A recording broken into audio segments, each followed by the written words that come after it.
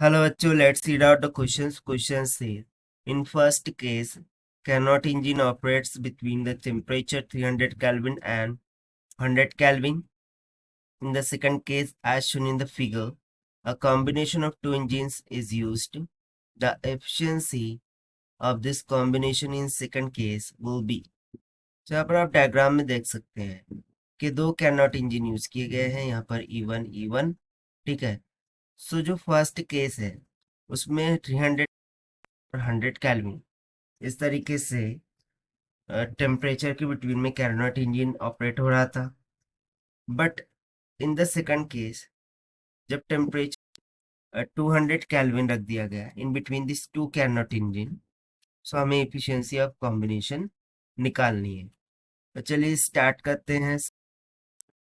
But before of let's talk about the key concept which we are going to use here for this question. So since we remember that the formula of efficiency of Carnot engine is given by work done divided by heat taken from the reservoir. So बस इसी फॉर्मूले का हमें यहाँ पर use करना है। तो सबसे पहले तो यदि मैं यहाँ पर मान लेता हूँ कि फर्स्ट केस के लिए, ठीक है, for the first case work done W1 Q1 amount of heat taken हो जाएगा, और जो सेकंड केस है उसके लिए work done W2 and amount of heat taken Q2 हो जाएगा। सो यदि मैं नेट efficiency निकालूं for the combination, this must be equals to eta1 plus में eta2. So from here the net efficiency of Carnot engine, this must be equals to W1 plus में W2 divided by Q1 plus में Q2 हो जाएगा। अब चूंकि यहाँ पर जो टेम्परेचर है फर्स्ट केस में वो 300 और 100 के इक्वल है, बट सेकंड केस में टेम्परेचर यहाँ पर वेरिएट हो रहा है 300, 200 एंड 100 के बिटवीन में।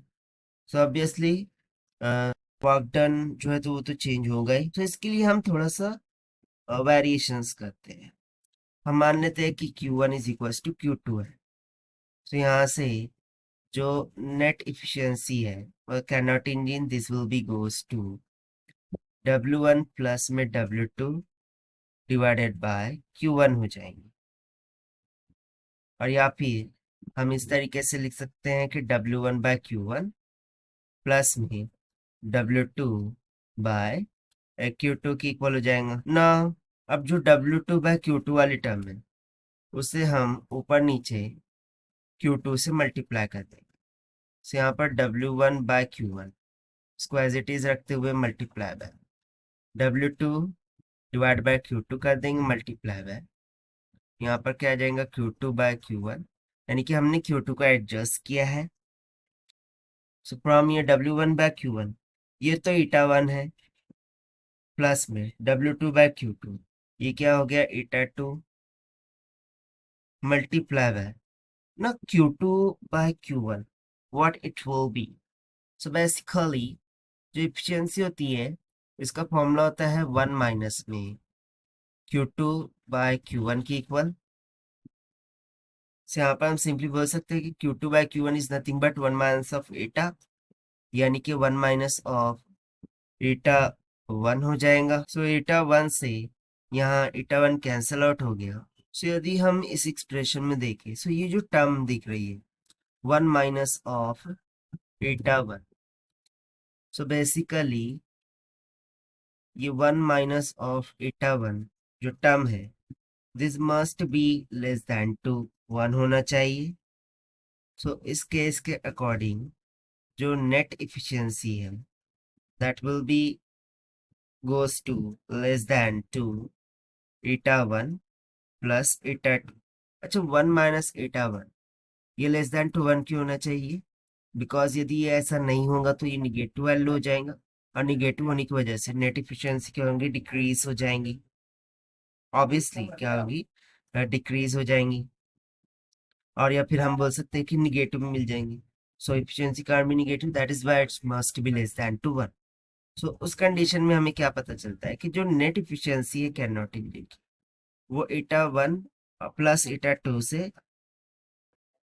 सो इस केस को ध्यान में रखते हुए हमें ये पता चलता है फिर कि जो सेकंड केस है उसके लिए इफिशियंसी हमेशा फर्स्ट केस से लेस देन हो। So we will say always less than, always less than the first case। First case से क्या होगा, लेस देन होंगे। So according to given option, यदि हम ऑप्शन चेक करें, always less than to first case is given in option C. That is why option C is correct. So this is the required solution. I hope you understand well. Best of luck. Thank you.